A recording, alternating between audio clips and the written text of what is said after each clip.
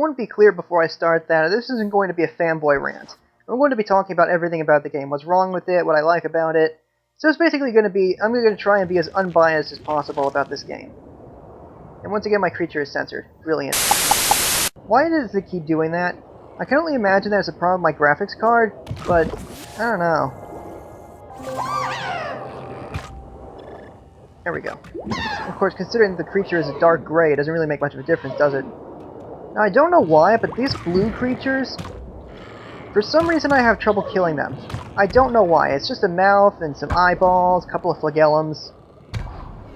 There's no reason they should be as hard to kill as they are. I don't get it. And that little red guy with only one eye, he has an electric shocker on him.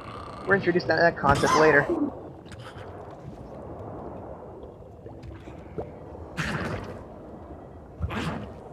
Oh no, more Spidey sense! You know, as much as I run away from these creatures and everything, at the rate I'm going, when this creature invents the electric rail, it's going to go ahead and just lick it while the subway train is passing by. If they do end up with a tongue, I don't know. But so far they just had what I like to call the lobster mouth.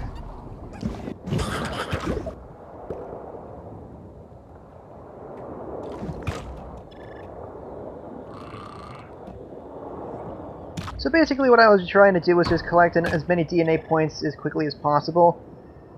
Because I wanted to get to the creature stage, because honestly, the cell stage is starting to get boring by this point.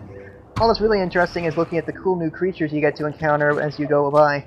And to be honest, nothing really changes between each save game. All of the cells that you encounter will always be the same. Doesn't even bother downloading stuff online. I don't know why, it'd be so cool to be able to encounter creature-created cells. Here we've got an area with a whole lot of discarded cheeseburgers.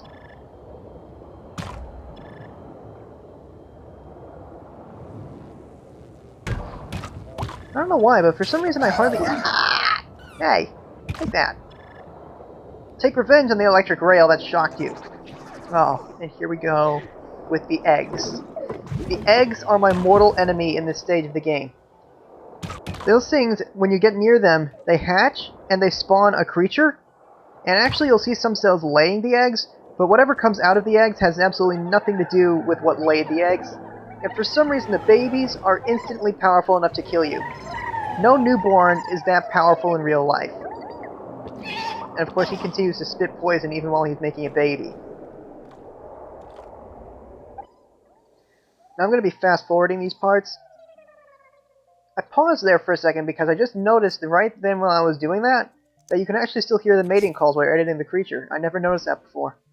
But I'm going to be fast forwarding these parts and cutting out the load times because you know, I really don't think you guys want to see me doing all the little itty-bitty details of editing the creature and everything. I do tend to put a lot of thought into what the creature's going to look like. Alright, and dive right back in. And of course the creature's censored again. In fact, this creature is so not child-safe that they put an alarm on him to warn children. There we go. Now, I can't see it on this screen, but I think the game failed to load the spots on him for some reason. I mean, earlier I could see the spots even while the screen is really shrunken as I'm recording this audio, but he just doesn't look like he has spots on this screen for some reason. It's like the game totally forgot about them. Maybe it's just me and I'm crazy. I don't know. So here I am trying to get away from Mega Mouth, or as I like to call him, President Obama. And what you'll notice is that these large creatures are incredibly persistent. I mean, they'll find a creature smaller than them that they can eat in one bite, and they will latch right onto them. Whether they're chasing you or chasing something else, they will not stop until they've caught it. It is so annoying, and these eggs are not making it any better for me. The babies that are born ready to murder you, and they will murder you. That baby must have been armed with a rocket launcher.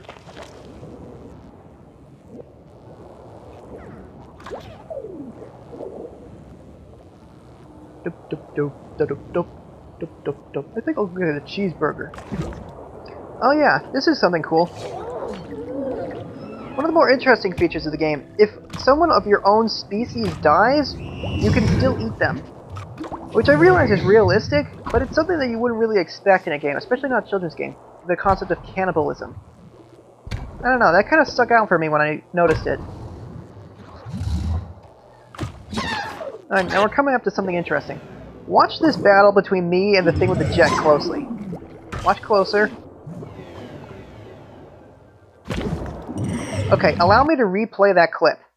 Pay special attention to how many spikes are on the creature.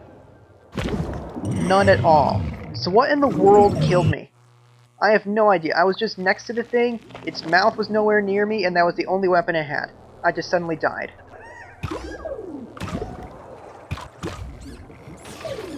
Now if you look at the creatures that came out of these eggs, they look nothing like their mother.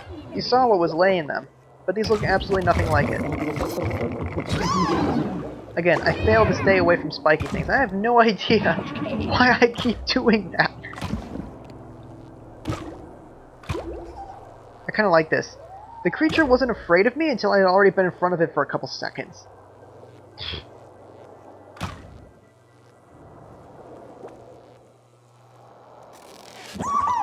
1 + 1 is 2! Alright, so now I've grown a brain. Actually, in the case of a single-celled creature, I guess it would be a nucleus? I don't know. I was gonna go and get some more DNA points so I could add more stuff to the creature, but then I decided, you know what? The fans have had enough of this stage. Let's go on to the next one. Okay, so basically, according to the records, the weirder my creature looks, the more carnivorous it gets. Kind of odd.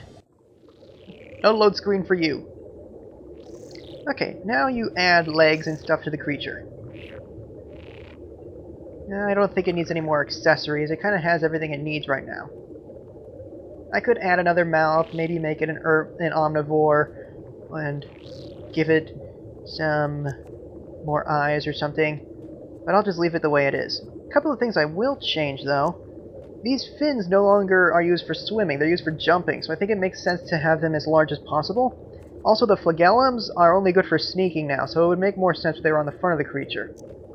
Lift up the spine. What I want to do is gradually go for a bipedal stance. Now, it doesn't really matter which legs you choose, they all have the same ability, but I didn't want the creature to end up looking odd. For some reason, these legs look really skinny compared to it. I guess that's just because I made it so wide in the cell stage. So yeah, just add some legs. Put them anywhere, Einstein. It doesn't matter as long as the creature has them. Make him a bit bigger so that it doesn't look like he's standing on a couple of stilts. There we go. Almost perfect. Mouths could be a bit bigger, just to be intimidating. Poison spitter looks odd when it's that huge. Make the electronic buzzer thing that's now completely worthless bigger, because otherwise it looks out of place. And I think we're just about done. Now, let's customize the paint job after I've renamed it. Because if I keep calling it John, the person I named it after is probably going to end up being insulted. Oh, we don't need a description. Who needs a description? So now I'm calling the creature Fraps. The reason I'm calling it Fraps is that this whole review started off as a test of the actual Fraps program to see if I could record stuff with it. So kind of an homage to the program I'm using to record the review. Okay, so paint. Let's paint it. Watermelon paint job doesn't work for it. Let's try the... Let's try this kind of stripes on the back system. Yeah, that looks okay.